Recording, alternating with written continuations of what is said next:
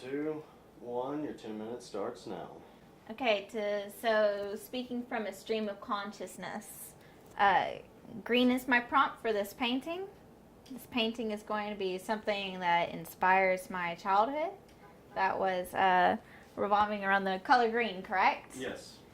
Okay, so I think that for a lot of reasons, green probably is significant to my childhood just because I was raised and grew up in the country. There were a lot of trees. I spent most of my time barefoot. I've always been kind of a naturalist in a way, I suppose, in the sense that I've always had a great appreciation for what we already have to work with.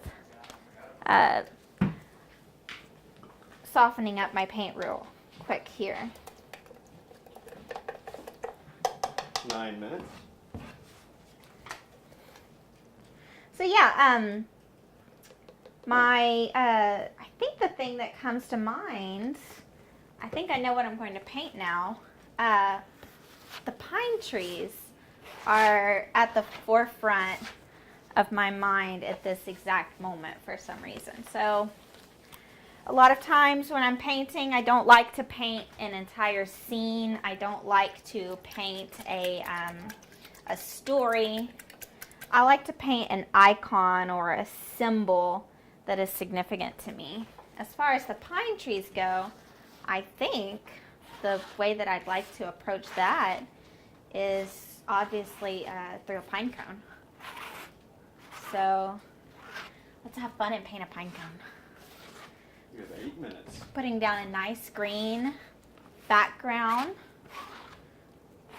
Going to replicate the pine needles in a way. I think I'm going to soften it up a little bit. Gonna have to mix some colors together here. Let's get a neat brown shade. I'll do that by mixing my pink and yellow and black and see what I get there. Should give me like a really neat grayish brown color. Yeah, pretty neat grayish brown. I'm going to incorporate a little bit of that into the background. I think that'll look good. I'm going to put some more yellow in it too. I think that'll liven it up.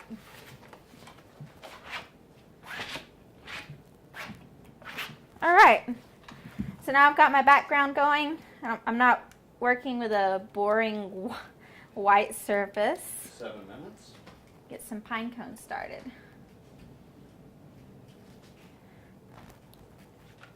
Going to work with 2 colors here. I'm going to work with a dark black and my grayish brown for an aged pine cone that was found sometime during a walk through the woods. And I'm just going to real impatiently stroke my brush upwards. Sharp pine cones. I'm just going to let my paint drip. I'm not too worried about the way that the paint decides to drip on me. I'm just going to let it happen. I think that's when art's the most fun with me, when I just let it happen. I don't think too much about what the process is going to be like. 6 minutes.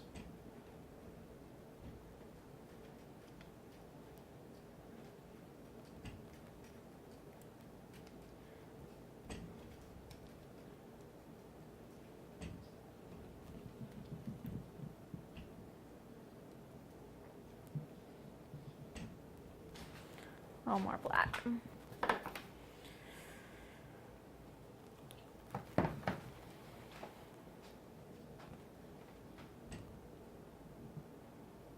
There we go. I'm feeling that a lot more. I like that heavier black.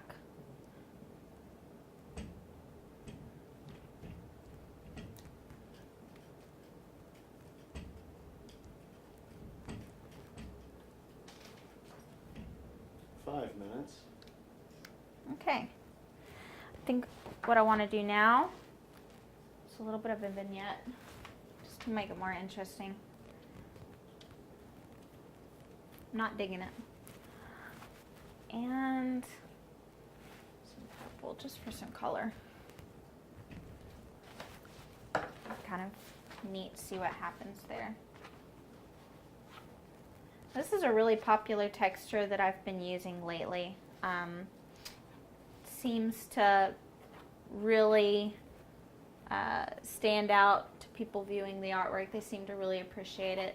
I certainly appreciate it because it's a very fun process. For one, it's a very quick process, which to me makes it really rewarding because something so quick can have such an impact. I'm going to dot and skid these across to kind of reflect the texture of pine bark. We're not doing a literal interpretation, but just the suggestion 4 minutes. of that texture.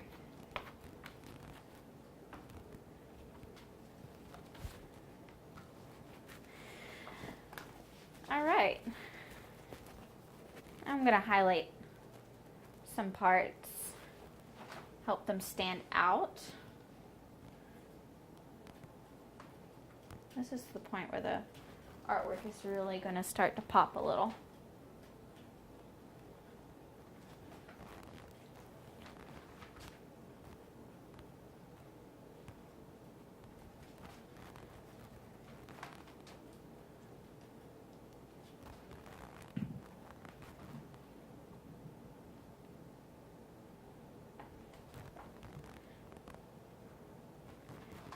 And to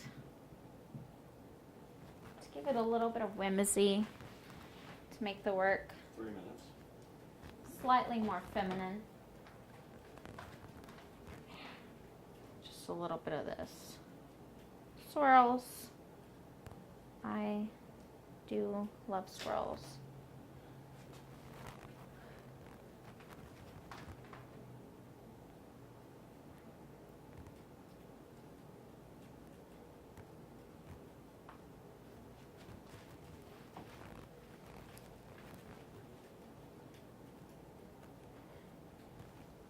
And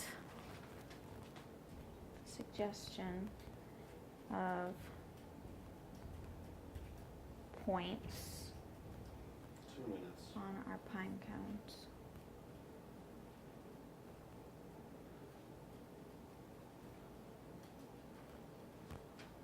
Okay, I'm going to pull some of the white into the edges also.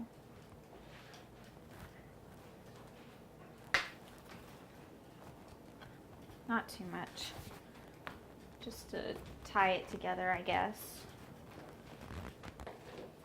And I like the idea of a little bit of yellow.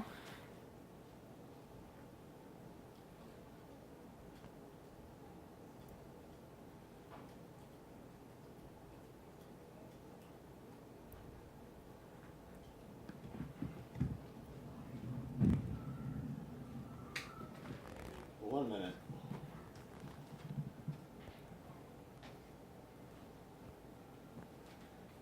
Do the same with my yellow. Pull it into the back.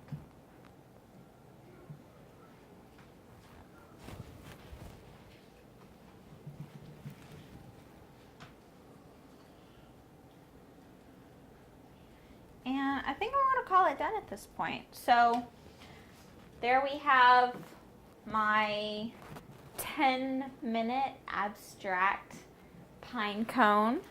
And that's pretty much the entire process. Normally, I would take a little bit longer, several hours, laying out my color scheme, figuring out exactly what my placement is going to be. There's a process here that's completely left out that gives it much more depth and contrast, where after everything is said and done and dry, we would add black outlines that give it a little bit more of a tattoo feel and take some of the more ambiguous line work and gives it specific purpose. For example, you would take the black marker and specifically outline the pine cone's individual parts in the exact realistic shape of those pieces where you've got the points and the flats. But that gives you a pretty good idea of it. Very good. You want to real quick